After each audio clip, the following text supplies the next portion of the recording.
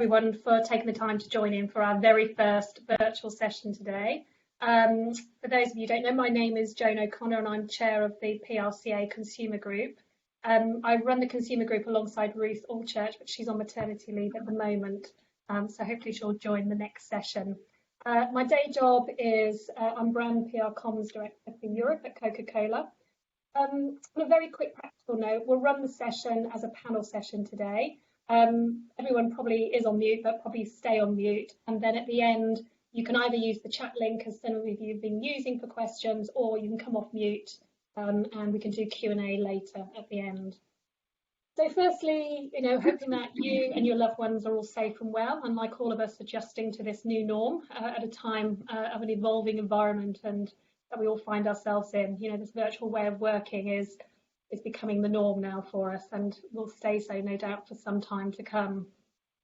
So for me personally, it's been quite a strange time, quite overwhelming at times, impacting both emotions, personal experiences and circumstances. And like all of us, I've experienced highs and lows of this evolving time of our lives, and hope that we can see some positive impacts come out of this situation that can sustain us and our industry as we move forward to hopefully better, albeit uncertain, future. There's no doubt that the short term will be hard and painful at times, but in these last 8 or 9 weeks or so, a lot has changed. And as an industry, we've adjusted and flexed our approach, our resources, our ways of working and our mindsets. We've also seen, the recent tragic events and the death of George Floyd in the US and the impact that this is having across the world, looking as the world is looking for answers to build unity and hope for a better future. So when the panel and I spoke some weeks ago on this topic for the session, we discussed the genuine feeling that none of us really knows what to expect next. We discussed the different stages we've been through and how there was a bit of clarity to some extent then. We knew we had to stay at home, support the NHS and society, and how to entertain in the lockdown. But now, as the UK and the world starts to ease lockdown and society is rather uneasy and there are social disturbances across the world right now, we move into a very strange time, and it's incredibly difficult to determine what the short and long-term effects will be, both culturally, socially, economically, for brands and business and their influence on peoples and communities. So how will brands find their voice, particularly if they've been silent for a few months, and how can PR help them find the right tone of voice or the vehicle to do that? And the fact that we need brands and businesses more than ever to thrive and do well in order to bring the economy back. So the topic for today's session is exactly that. What's next and what will be the key drivers of reputation, and how will we and our industry emerge and support brands and businesses in the future? Many of us have probably seen the recent trust barometer, which was the special report from Edelman that said this was the pivotal point, not just for the world, but also for brands and businesses. 37% of people said that they started to use a brand because it was innovative or passionate in the way it responded during the crisis, while 71% agreed that they would lose trust if they felt the company put profits first. So, how can we as PR practitioners help brands and businesses step up to tangible, decisive action and be responsive to the authentic belief and what people want us to do in society? So to discuss all that and more, let me introduce the panel today. I'm delighted to introduce the team here.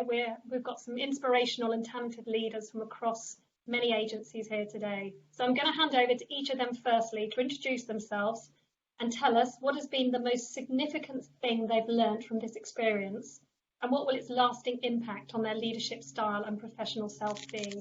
I'll start with Maneeze first, and then if James, Katy and Greg could pick up after that. Morning all. Thanks Joan for inviting us to discuss and debate such relevant topics, and I sort of anticipate the answers that we're going to give today may be quite different to answers that we all probably gave just 10 or 12 weeks ago. I'm Maneeze. I'm the CEO of Exposure UK, and I spend my time building communities, driving commercial impact and connecting brands with culture and moving people to action. The most significant thing that I've learned in lockdown is to be comfortable with imperfection. Consumer behaviour is changing really quickly. The global goalposts are changing constantly, and we've adopted a bit of a philosophy of Exposure of get going and then get better. So test, learn, action, listen, and then test again. And what we've seen is big brands are willing to make a move, even if something's not 100% complete or 100% perfect. They're adopting to being more conceptual, more prototype in their mindset. And I spend loads of time talking to brands about their systems, which can sort of be the enemy of action. So for me, being comfortable with imperfection, it doesn't have to be perfect or complete, but just execute with conviction and willingness to test again. And then I guess the second part, Joan, was your question on what's been the lasting impact on my leadership style. And for me, it's been about over communicating, which is ironic. We're talking to a room of communicators, and just operating with the maximum amount of empathy that we can. So again, we are sharing information a lot. We're trying to be as consistent as we can be. And I guess there's an interesting point. Lockdown's about to ease, always easing, but that doesn't mean communication has to as well. And we're trying very hard to deliver everything with the right balance of optimism, but with a really, really healthy dose of reality for our teams. And we're trying to let teams and clients not fill the vacuum with their questions. So we're trying to over communicate, and I think that will be a lasting impact on my style. And we're really trying to talk to people in a way that sort of acts for them, but also acts aligned to their emotional needs, particularly at this challenging, unprecedented, uncertain times that we're in. Thanks, Maneeze. I think I'm down to go next. My name's James Gordon-MacIntoh. I'm creative director at Hope and Glory, and generally speaking, get paid to do silly things, which isn't really a proper job. That's all right. It is a massive privilege. I think I think there are probably two significant things that I've learned during the last 12 weeks or so. I think the first is recognizing that agencies are communities, and that actually work teams are communities, and that when you split that team up and move them to far-flung places, actually the sense that we are kind of almost tribal as businesses really came to the fore for me. And I think preserving some of those sort of traditions of agency life, whether it's getting together for Monday morning meetings or Friday bars, whether it's having some of the silliness as well as some of the empathy, has been really kind of important to keeping the team together actually, and keeping that kind of community feeling, although we may all be at home. I think the second thing that I've learned over this period is that puppies and client conference calls don't mix. I mean, I really recommend keeping the two things very, very separate if you can. Having had a dog pulling on my trouser leg during quite an important conference call, and just trying to bluff the whole thing through relatively unsuccessfully. I think he should join the call today. I mean, occasionally they are a win, but it's all about context, is what I've learned. So. Yeah, thank you. Greg? Oh, yeah. I mean, in terms of what I've learned from this experience, I think quite simply take nothing for granted. I think it's been a real wake-up call in terms of all of those things that we just assumed would carry on. And then when the coronavirus struck, you realize how fragile a lot of things we take for granted are, whether that's professionally or personally. So that's been a real takeout from me. In terms of impact on leadership style, I think there's four key things. One is clarity. People need to know where they stand more than ever and why. Brevity, because time is of the essence. And actually, I'm in danger sometimes of over communicating a bit too much. So I think brevity has been really important in this period. Creativity, as a former creative director. Sorry, I didn't introduce myself. I'm the managing director at Mischief, former creative director. And that idea of creativity, both in terms of the work we do for our clients, but just as importantly, how do we creatively keep the agency motivated, excited and focused as this lockdown moves into its 12th or 13th week? And empathy, people want to feel heard and understood more than ever. I'm a qualified psychotherapist as well as being a managing director.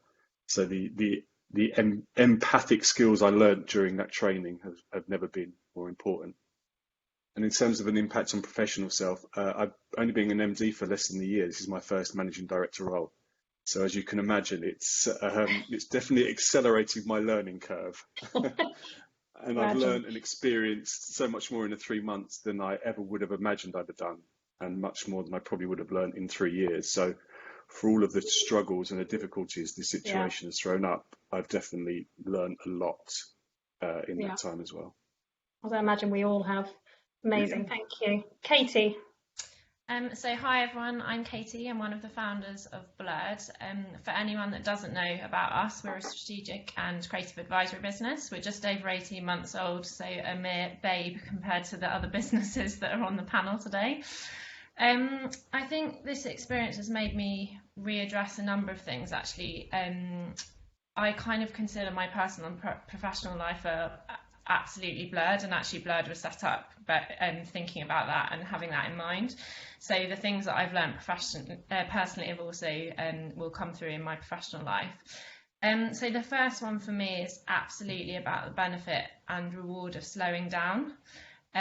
Doing things with depth is at the heart of our business's purpose, and time is really vital to that. And I think as a very stereotypical extrovert, I'm used to having my life completely full, jam-packed with stuff, and actually I've really come to learn that a slower pace of life is not so bad, doesn't have to be boring. And I've even come to enjoy time on my own, which is kind of an alien experience to me. And then the second point really is around mental health and the importance of having a healthy body and how that can impact having a healthy mind. I've always exercised a lot, and when the gyms closed, I actually found that really difficult and felt quite lost. We decided as a team to set up Healthy Body, Healthy Minds, which is a series of daily virtual workouts, so from Pilates to combat boxing, which I was talking about earlier. And actually we opened that out beyond the team to clients and to friends and families, and we've had such a fantastic response, and I think it's really made me realise that it's reaffirmed my belief and passion that exercise can work wonders for you, and it's really important. And then the second thing is really about change and getting comfortable with changing tides. So I've always thought of myself as someone who can respond quite well to change, but I think the amount of change that we've all had and experienced over the last couple of months has been seismic. Getting used to that discomfort is absolutely paramount to being able to feel that you can have a bit of control and actually work through things. So in terms of how I might change moving forward, I don't actually think there will be a massive difference for me, because as I said, my personal and professional self are very much one and the same. We've always put people's needs at the first and at the front of the business. So coming into lockdown, we've done just that. And I think as we go back into this new normal, we'll continue to do more of the same, and looking out for our people, number one, and responding to what they need in order to succeed. Thank you very much. So I think that was amazing just to hear the kind of the contrast between your professional selves, but also how you've gone through that personally as well. So I think for many brands now, they're trying to find their tone of voice, especially if they've been silent. And there is also a risk to brand reputation in getting this wrong. So how can brands ensure that they stay relevant and meaningful, and how can PR help them? And for this question, I'll go to Maneeze first. It's a great question. We could have probably had the whole session just on this alone. Yes, exactly. And I tried to think about a couple of examples that would sort of bring this to light, at least from our perspective. I guess during lockdown, lots of brands have done a lot of soul searching. Some have gone dark. Some have had genuinely useful products, so they've simply brought those right into the middle of the conversation. And then, the P word, some have adapted and pivoted and, had existing strategies, come into the fore that are now relevant for lockdown. I guess our approach has been all about what we've always done, and making sure that brands and really, really their comms teams has absolute clarity on the brands and their clients' value systems and their purpose and their business messages. And that might sound really, really, really simple. And as communications professionals, it should be front and center of everything that we do. But again, given the pace that we work in often, given the model that agencies work in, and they don't always work on brands for 10 years. We're lucky enough to do so on some of them, but you sometimes work on a brand for maybe 3-4 months. And, we don't spend enough time interrogating what is that brand's purpose and what is their, value system.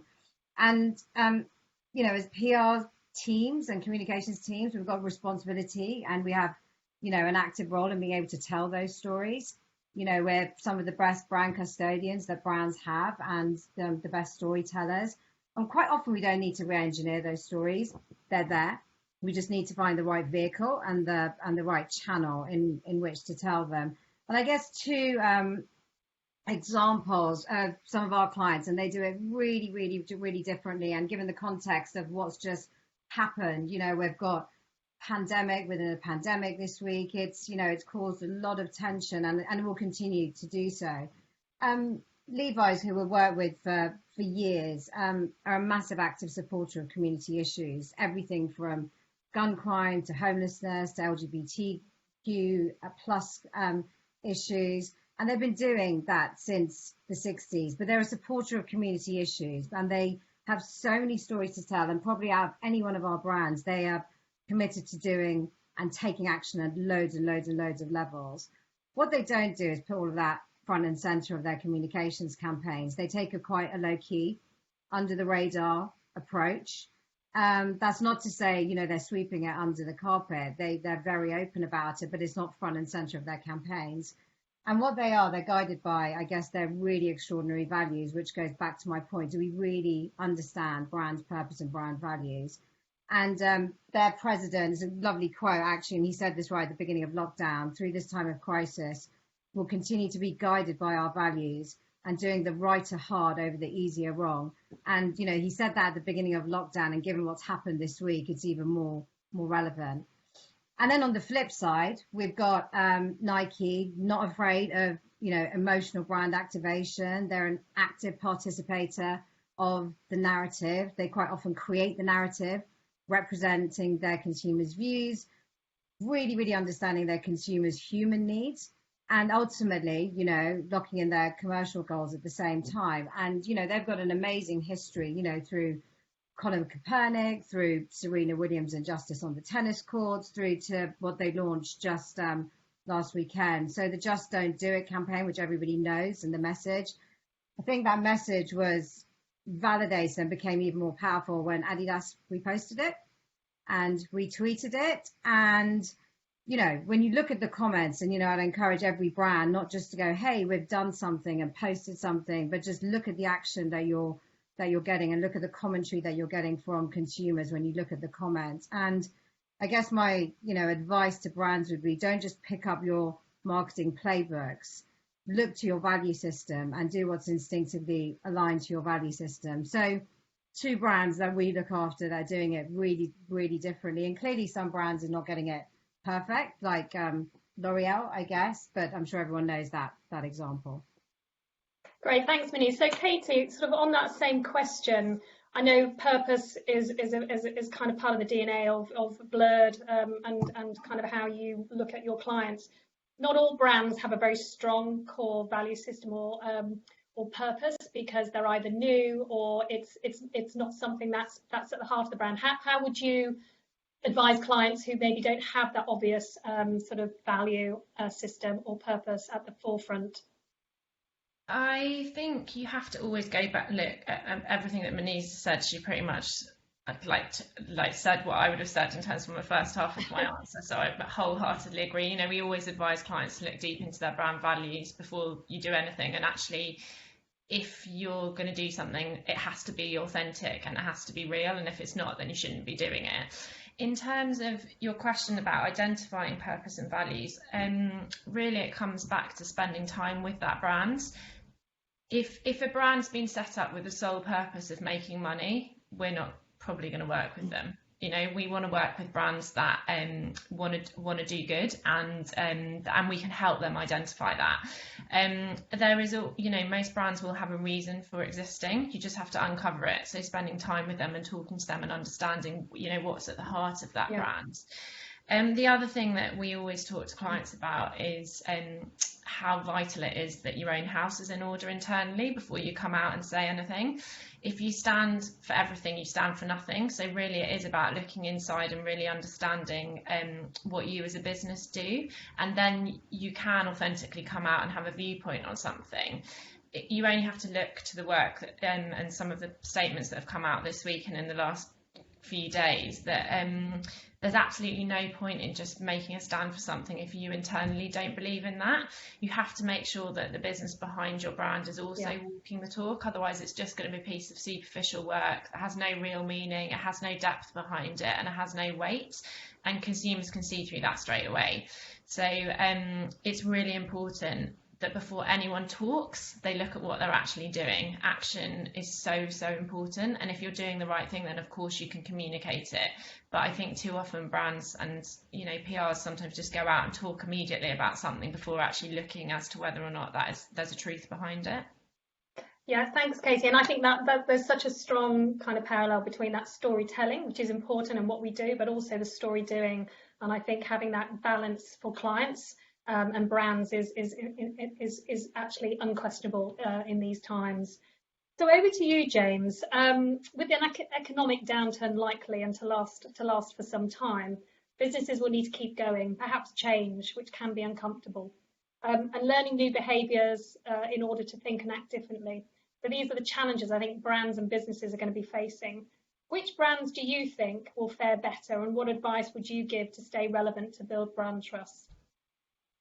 I think it's a very interesting question, and I think the notion of recession is an alien one to a lot of people in the industry. I think most of the people on the panel have lived through at least one, if not two. I'm not going to suggest who might have lived through the two, but I do think that I think, to be honest, it echoes a lot of what Katy and Maneeze have said. Actually, I think that those who stay true to the values of their business and actually do something useful will fare incredibly well. I think that the last 12 weeks have shown that brands that want to contribute to the conversation but have nothing useful to add to it are very quickly found out or are thankfully filtered out of the process.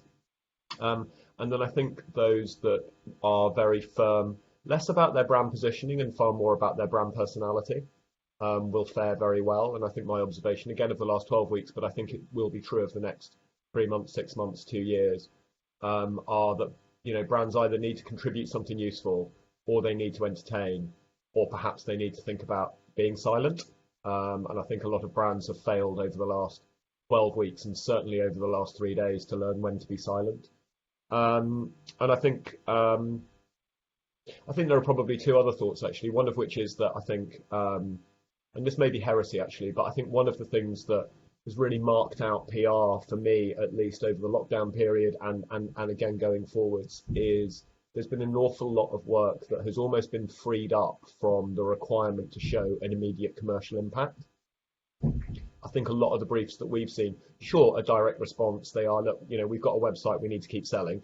There's been a degree of that, but the vast bulk of briefs from brands have been, actually, we haven't got anywhere to sell. No one's really going to buy. What you need to do is ensure that our brand in the long term comes out of this well.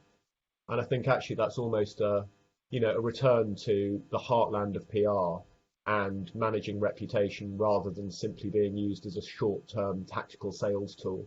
And actually, I think the very best work, and actually arguably why we've seen so much great work, and I hope we continue to see it, is because PRs have been charged with managing the brand over a longer term rather than helping a business to sell stuff in the very short term. And I really hope that that continues, because I think those are the brands that will fare well over recession, the ones that really understand that their reputation counts for a lot, and that first and foremost PR is the most remarkable builder of reputation, whether amongst consumers or stakeholders. Yeah. I think that's a really important point, James, and I think there is that sort of knee-jerk, because PR can be very reactive and very quick in terms of it as a discipline. Sometimes there is the the consideration to say what you need a balance between reacting and saying something for the sake of it and then being more considered. So Katy, on that point, from a what's the sort of strongest role a brand can play almost in terms of listening and getting that tone of voice right? within, those brands that really kind of take their time, but obviously stay relevant. There's a bit of a kind of a dichotomy between that. Yeah, I mean, I think it comes back to what we were saying before, really, that as long as you're doing something that's true to your brand and feels authentic, then you have a right, as far as, I'm concerned, you have a right to speak out. It's the brands that are speaking out about things that they don't know anything about, or they genuinely don't support through all aspects of their business that are problematic. I guess the other thing, if we look at, the question around what brands are going to fare better, the ones that will do well will be the ones that have great leaders at the front of them, people that are forward thinking, that are willing and excited about the changes that are happening. There's no certainty in the world at the moment, and the brands that are willing to embrace that and adapt quickly will fare that much better.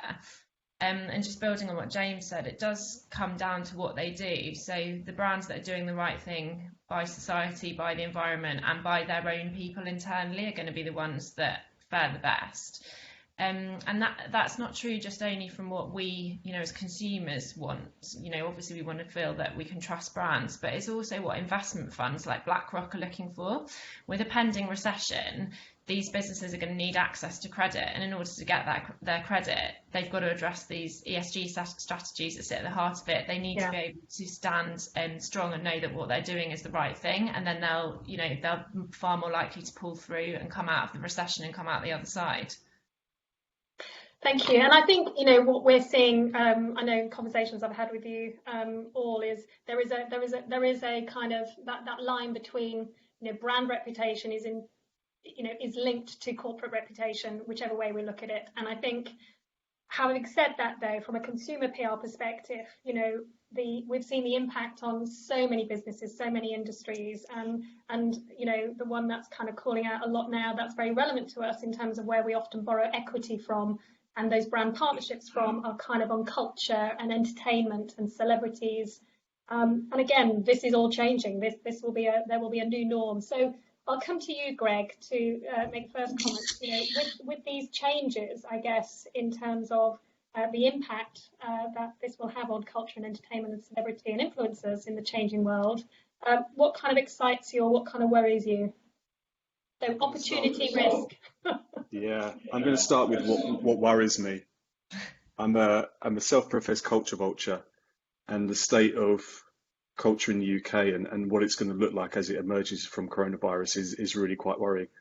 I was reading a report by the Creative Industries Federation that said that 1 in 7 creative organisations only had reserves to last the end of April, and 74% of music venues are on the brink of collapse, which is obviously hugely concerning. And as you say, we as PRs borrow a lot of equity from the cultural institutions, so we have a huge responsibility to give back and to support and to invest, because as much as the government needs to step up and provide that financial support, we as brands have a huge amount of influence and power to do that as well, and to give back all that we borrowed in the past. But what is exciting is that culture reinvents itself. If you look at the economic downturn of the 70s, punk emerged from that, rave emerged from Tory policies and economic downturn of the 80s. So I'm excited to see how culture reinvents itself, and bright, young, ambitious, hungry people will take culture in a brand new direction. And that's really exciting to see. And it'd be exciting to see how we as brands and businesses can work with that emerging culture. And in terms of celebrities, I mean, if anyone predicted that Sports Personality of the Year was going to be a shootout between Joe Wicks and Captain Tom Moore, they're an absolute liar. I mean, celebrities throughout this process have been, don't get me wrong, there's some that have emerged well, but a lot have come out of this process very badly. Whether it's Gal Gadot, whether it's Sam Smith, Jack Grealish, Dominic Cummings. And it's interesting to see the news the other day that Vogue is putting 3 key workers on their front cover for the June issue. Yeah. I do wonder how long that will last, but it's refreshing to see that the notion of celebrity is changing, and it'll be really interesting to see what happens in 6 months, in a year's time. Will we look back at this as a bit of a blip, or will it mark the start of a long-term change as to who we view as celebrities and how we work with them as brands? Yeah, really interesting. And, celebrities are brands as well. And I think it goes back to the points you guys made in previous questions. It's around the authenticity and their value system, because that's what's ringing true, whether you're an influencer or a celebrity. There's still those value systems. If they're not authentic and entrenched in what you do and what you feel, it won't be sustainable. So, Maneeze, I'm going to ask you a similar question, really, because as an agency, collaboration, that's at the heart and soul of your kind of philosophy with brands and with partners and with culture. How have you seen this change, even as you guys are working virtually, like right now? What are the what things have you seen, and what do you think again will be the kind of what's exciting you and what's worrying you?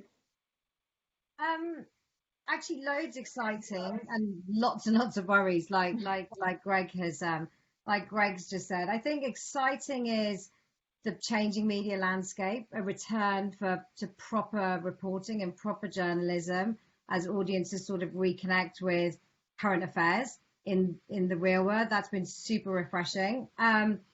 Innovation in new media channels, the creation of new revenue models, what roles brands can play. And I don't think the media houses know yet how that's going to pan out. They really don't. So I think brands got an opportunity to open up that conversation and probably be more collaborative and change the relationships that we have with those media houses. Brands now taking on the role of media channels themselves. That's really exciting. And then I think, what Greg just talks about, the live gig scene, entertainment is now not going to be defined by the traditional and the physical. And it's going to be really interesting to see how our industry supports live, but also continue some of the brilliant things that have come out of virtual. And then finally, the one exciting thing, which again, I think was always is seen as an extension to, if you like, social campaigns, but that's sort of the rise and importance of UGC. It was always, let's do that as an add-on, but now it's sort of become front and center and has found sort of newfound credibility as brands are going, you know what, we can put our creative and our storytelling in the hands of people who have got time and, a lot of creativity sitting at home. So I guess those are the exciting things. I guess what's worrying me, and we talked about this quite a lot, is the quality of content. And we talked about, at the beginning of lockdown, there was live streams and more live streams, but a lot of that quality was okay and good at the beginning, but some of it was really mediocre and really average. And, live streams and virtual events has been the right answer. But I think, brands have got a responsibility to back it up with brilliant content in order to keep their audiences engaged, in order to really, really connect. So that, your question around collaboration and the use of culture and talent, we've got to continue to do that. But in order to get people to tune in, we've got to focus on quality, and we've got to focus on how does the user going to see that experience. It's sort of disheartening when you go onto a Instagram live and someone you followed who's got millions of followers and there's 32 people on there, and that brand and probably that talent is doing themselves a bit of a disservice in that function. So I'd say is quality of entertainment and quality of culture has got to be at the forefront of what we do. So we shouldn't lose that just because we're in lockdown. And I think brands have a role to play in the same way as businesses in supporting people getting back on their feet and communities getting back on their feet. And I think question over to James.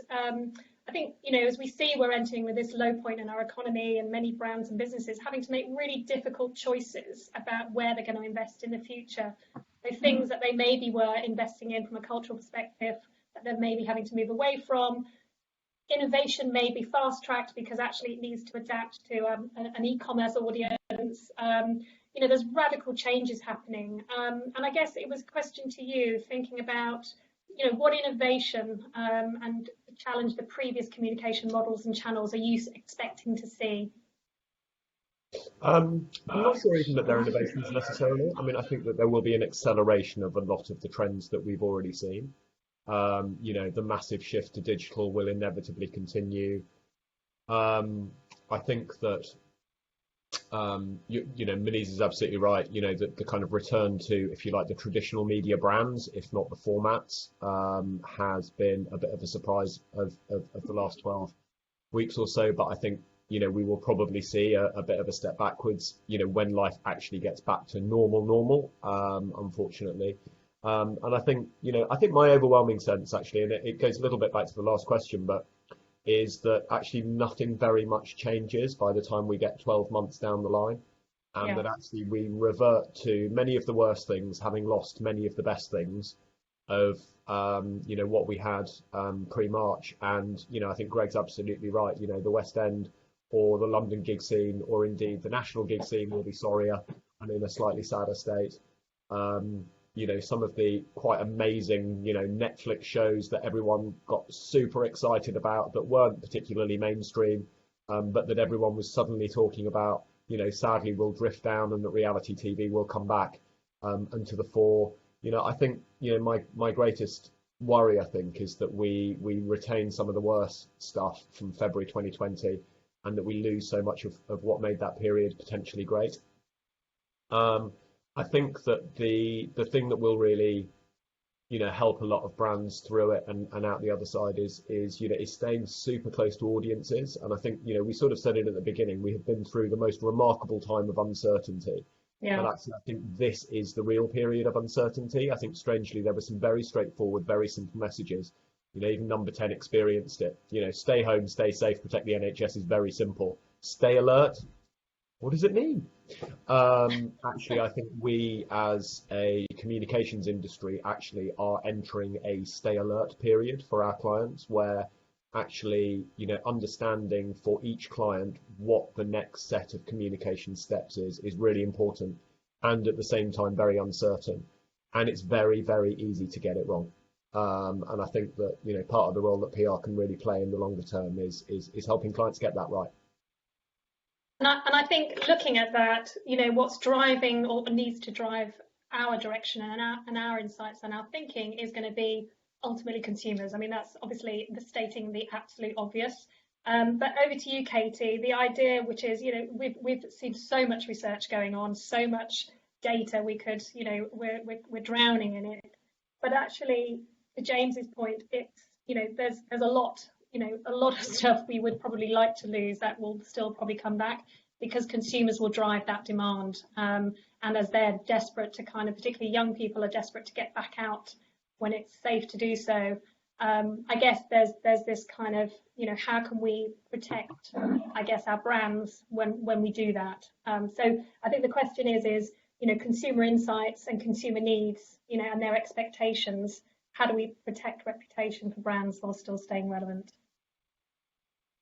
I think it needs to be done slowly. People need to take one step at a time and not rush back into it. I think it's important that people think carefully about what they do want to come out with and say, and what feels right. I think brands should be thinking inside out. So Joan, you'll be really familiar with this as we talk about it a lot with the work that we do with you, but brands employees are consumers. The opportunity there is huge, and I think that brands should be looking inside first and foremost. So not only talking to employees, but also ensuring that what they're doing is right by their employees. And as I said earlier, is your back office in order? Are you doing the right thing by the people that are under your roof before you start talking to consumers? And thinking about the action that you're putting in place, don't just using words, but actually getting out there and doing something. I think the other thing is so easy, and we're all guilty of this, is that everyone lives in their own bubble, and I think it's very easy to forget what else is going on in the world. And just because I think one of the biggest issues that people have seen with COVID and during lockdown, and the reason that people are just rushing out, is that they personally don't feel they've been impacted by it. So they forget that there are people who are losing family members on a daily basis. So it's really important that as a brand, you step outside of your world and your consumer world and your own personal world, and actually look at what the real issues are that people are facing, and make sure that you're considering that and responding in a way which is mindful of that. And I guess my final point around that, which is linked, is just really scrutinising every single thing that you're doing. the outside world is critical. They're going to be scrutinising you straight away. So it's really important that you critique everything that you're doing from every single angle so that you can mitigate against any possible risk and be really prepared for what anybody may say, because one voice can bring a brand down very quickly. So you do need to be considering what lots of different opinions may be and how different people may react to the thing that you're about to put out in the public. Yes, and I think I think that's a good point in terms of, you know, understanding those real issues, and seeking, I guess, the opportunity to listen from the people who can tell you about those issues is key, and also looking at where the brand can make the most difference. It may not be what you initially think, but where the brand actually, your help or support, can be the most impactful. So in the interest of time, I'm just going to ask a final question to all of you, just a couple of comments, which is, you know, if building reputation is more important than ever, you know, what will the PR industry need to do to kind of keep up with new ways of working, and also helping brands adapt to changing consumer needs and expectations? So perhaps just a couple of comments to close, what you would like to see change for the better. Go to James or Greg first. Greg first, please. Yeah, no, I think, you know, we've talked an awful lot about making sure that brands have their house in order. And I think, you know, we are leaders of brands in the agencies that we run. And we have to make sure our house is in order, whether that's diversity and inclusion, whether that's the learning and using the language of the C-suite. We've often talked as an industry about getting to that mythical top table and having the ear of the CEO. This is the absolute time we have that opportunity. But unless we up our game collectively, how we talk, how we show impact, how we show the value we bring, it will be another missed opportunity for us as an industry. So yeah, I mean, in terms of staying relevant and appropriate for our brands, how do we do that as an industry, and how do I, as an agency leader, make sure that my agency feels relevant and adapting to this changing situation? Great, thanks, Greg. James, over to you. I think in terms of how we stay relevant, I mean, I think Greg's right. I think we've fought our way to the top table, whether that's, you know, around it with other marketing agencies or indeed with the senior leaders in the businesses we work for.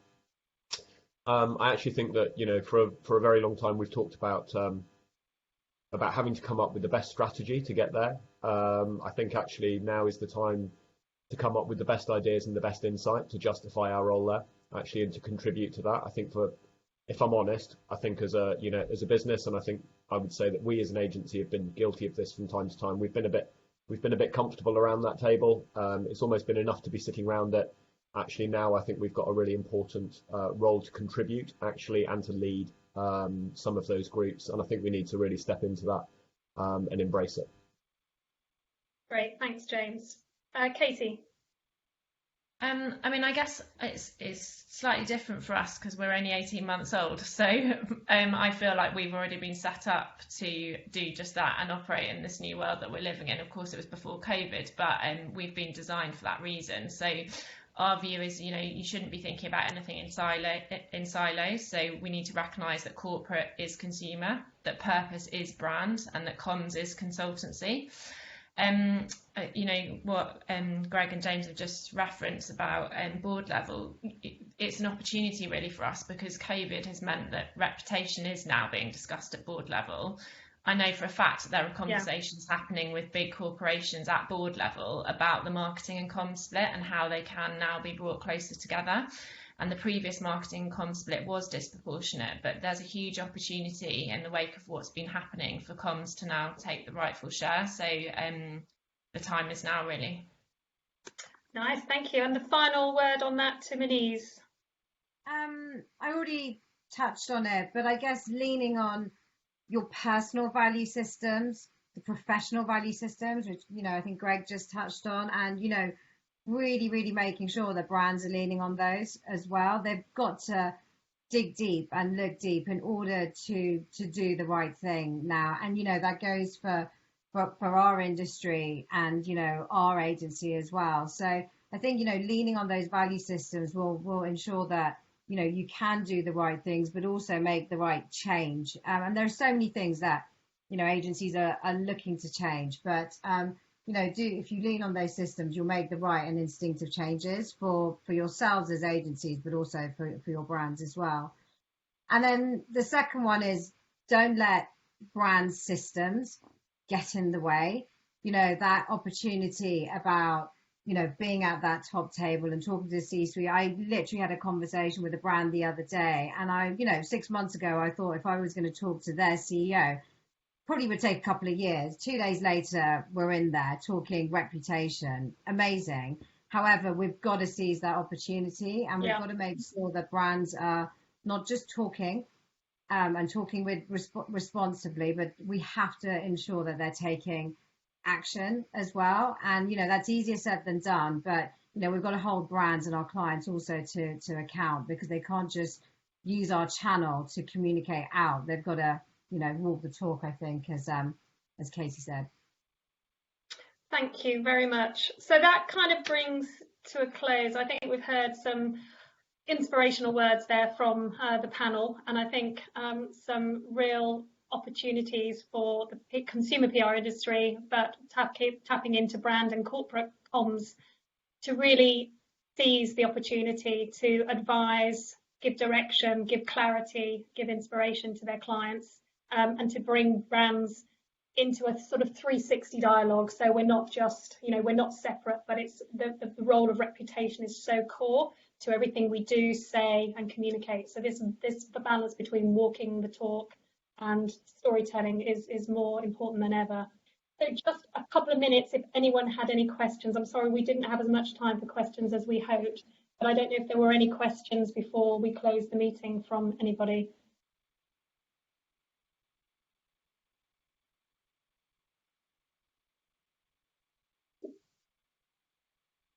I don't know if you had one, Maz, or you look like you're going to say something. You have to come off mute. I think we always say. Can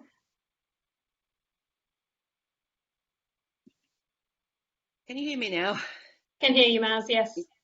I'm interested to talk to the panel just quickly about the way that we work, because who would have known that most of us would be doing what we're doing from home, talking with puppies, children, Ubers, whatever, Deliveroo, sort of interrupting our days. I'm interested to know from the panel's perspective whether or not they've been really surprised by the level of creativity, inspiration, and actually hard work that team members across their agencies have been able to pull off through this odd moment, because I know a lot of agencies are nervous about working from home, but this new way of working has also meant we don't necessarily have to travel to Atlanta to have a meeting. We can do a lot more here. I mean, how does the panel feel about the new workplace going forward? Not particularly to anyone, but if anybody's got a thought on it. I'm happy to answer that. When we set up our business, we have a true flexible working model anyway, so the majority of us work from home any time, so it hasn't been a shock, I think, to us, but I think it's been interesting to watch other businesses who have been maybe reticent about allowing their treating their employees as adults and allowing them to work from home. But I think what's been really interesting is you see different inspiration. So as a parent, you get inspiration from your kids every day. As someone who goes out and sees different things, like I live out of London, so actually being here 7 days a week has, in some ways, it's hampered me, but it's also opened my eyes to people outside of a big city, how they live. Like normally I just kind of interact not very often with people, and the majority of my life is in London, but having been here now for 7 days a week, I'm seeing a very different way of life, and I think that opens your eyes up to different types of consumers and things that they do. So I think actually it's a really interesting way for people to experience a different way of living at home, and that brings with itself its creativity. And I also think you're able to manage your time in a much better way, because you can work at any time of the day and night. I think we find that some people start their day at 6 a.m. I'm not a morning person, so I start late and work late. It's just different people, and not having that rigid setup is just so much more rewarding for people. Yeah, incredible. I really miss the office. Yeah, I I miss think the that's what, office. horses for courses. Yeah, absolutely. Yeah, I miss the office. I miss being around people. I miss the buzz. I miss the Yeah. collaboration in person. But I also understand that I'm in the minority. I think when we do eventually reopen, I think most people would want a good few days at home during the week, whereas I'm craving the office environment. So as a leader of the agency, I have to put my personal opinion to one side to a certain extent and recognize that this new way of working is not going away anytime soon. And we all have to adapt. I have to adapt, but I do miss being in an office, I have to say. Well, we're such a people industry, I think, that the collaboration and being there. I mean, I'm about to run a brainstorm this afternoon and I'm not sure how that will work virtually, It's kind of, yeah, it's kind of interesting. But I think, yes, it's definitely the new normal. In the interest of time, and I really thank the panel for joining us today. Thank you so much. I'm sorry that we started late, some technical hitches there. But if you have any feedback on the session, it would be great to hear. But also any topics for discussion. And again, would maybe look to run something in another couple of months. So thank you everyone for your time today. Thank you to Greg, Maneeze, James and Katy. It's been great doing this with you. And